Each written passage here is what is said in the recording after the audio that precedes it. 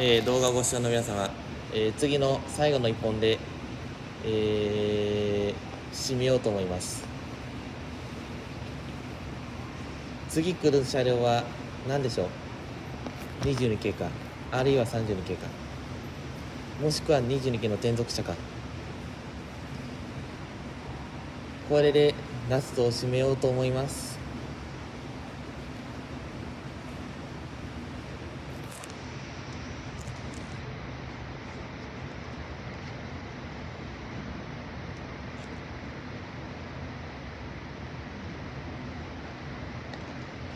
動画をご視聴の皆様、今回は、トレーニングジムは運休いたします。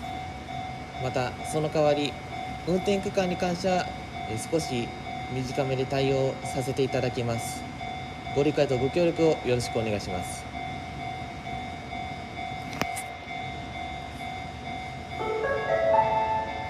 2番線に第2車機が到着します。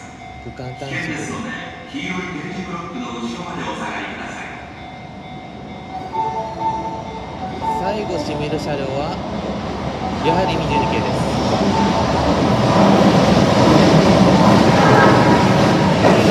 増えてきました。